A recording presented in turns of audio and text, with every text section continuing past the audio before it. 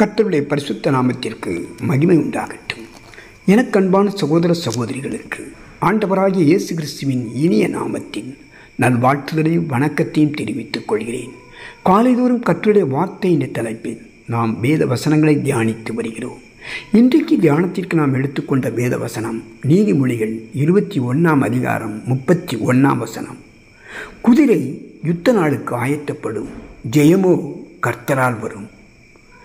தேவனுடைய உதவி ஒத்தாசை நமக்கு வர வேண்டும். தேவன் யுத்தம் பண்ணுகிறவர், ஜெயம் கொடுக்கிறவர்.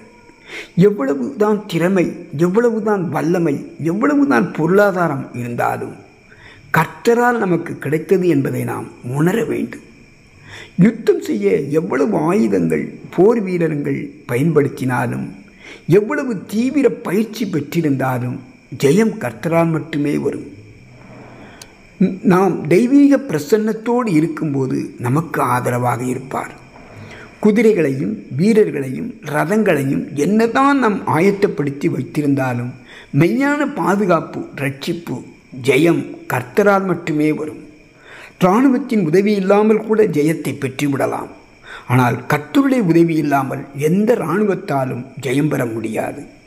நமது நம்பிக்கை கர்த்தர் மீதே இருக்க வேண்டும்.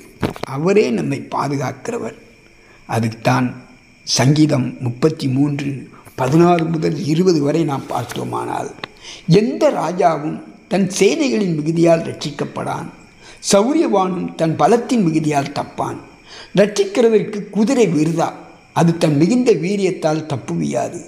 தமக்கு பயந்து தமது கிருபைக்கு காத்திருக்கிறவர்களின் மேல் ஆத்துமாக்களை மரணத்திற்கு விடுவிக்கவும், பஞ்சத்திலே அவர்களை உயிரோடு காக்கவும் கர்த்தருடைய கண் அவர்கள் மேல் நோக்கமாயிருக்கிறது. நம்முடைய ஆத்துமா கர்த்தருக்கு காத்திருக்கிறது. அவரே நமக்கு துணையும் நமக்கு கேடகமாயிருக்கிறார் என்று எழுதப்பட்டுள்ளது.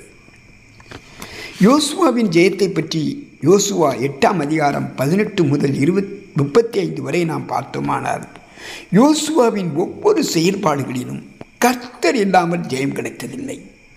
ஆயி பட்டணத்தில் நடைபெற்ற போரில் யோசுவா பெற்ற வெற்றி கர்த்தர் கொடுத்த வெற்றி.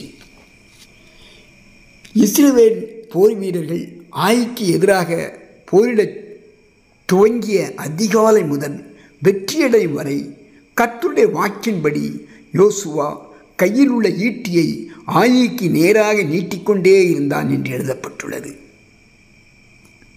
அப்போஸ்தலர் 12 அதிகாரம் 5 முதல் 16 வரை நாம் பார்த்தோமானால், பேதுரு சிறைச்சாலையிலிருந்து கர்த்தரால் வெளியே கொண்டு வரும் வரை ஊக்கமாக ஜெபித்தார்கள். ஜெயம் கிடைக்கும் வரை ஜெபிக்க பழக்கப்பட வேண்டும். சொந்த பலத்தினாலோ பணத்தினாலோ ஜெயம் கிடைத்து விடாது. தேவனுக்கு கீழ்ப்படிந்து அவருடைய வழிகளில் நடக்கும் பொழுது ஜெயம் கிடைக்கும். தேவ பிள்ளைகளை ஒன்றை நாம் அறிந்து கொள்ள வேண்டும். மாணவர்கள் தேர்வுக்கு ஆயத்தமாகலாம். வாலிபர்கள் வேலைக்காக நேர்முக தேர்வுக்கு ஆயத்தமாகலாம். பலவிதமான ஊழிய பயிற்சிக்காக கூட ஆயத்தமாகலாம். நல்லதுதான். ஆனால் முடிவில் ஜெயம் கர்த்தரால் மாத்திரமே வரும். வசனம் சொல்கிறது, கிழக்கிலும் மேற்கிலும் வனாந்திர திசையிலும் இருந்து ஜெயம் வராது. தேவனே நியாயாதிபதி. ஒருவனை தாழ்த்தி ஒருவனை உயர்த்துகிறார். காரணம், கர்த்தரே இஸ்ரவேலின் ஜெய பலமானவர். உங்களுடைய உயர்வுக்காக மனிதரை நம்பியிருக்க வேண்டாம். ஏதோ ஒரு காரியத்தில் ஜெயம் வேண்டுமென்றால், ஜெயம் கிடைக்க வேண்டுமென்றால் சோர்ந்து போகாதீர்கள், கவலைப்படாதீர்கள். உங்களுக்கு ஜெயம் கொடுக்க கர்த்தர் இருக்கிறார். காரியங்கள் எதுவாக இருந்தாலும் நீங்கள் ஜெயிக்க பிறந்தவர்கள் என்பதை விசுவாசியுங்கள். தாவீதுக்கு கர்த்தர் ஜெயத்தை தந்தார். தானியேலின் காரியம் எல்லாம் ஜெயமாக இருந்தது. காரணம், தானியேல் எல்லா காரியத்திலும் கர்த்தரை நம்பி 3 வேளையும் தவறாது ஜெபித்தார் என்று எழுதப்பட்டுள்ளது. யோசுவாவுக்கு ஜெயத்தை கொடுத்த தேவன், தாவீதுக்கு ஜெயத்தை கொடுத்த தேவன், தானியேலுக்கு ஜெயத்தை கொடுத்த தேவன் உங்கள் தேவன். நீங்களும் மனம் தளராதிருங்கள். ஜெயம் கர்த்தரிடத்திலிருந்து உங்களுக்கு வரும். நம்முடைய கர்த்தராகிய இயேசு கிறிஸ்துவே நமக்கு ஜெயம் கொடுக்கிற தேவன் என்பதை விசுவாசியுங்கள். ஆமேன்.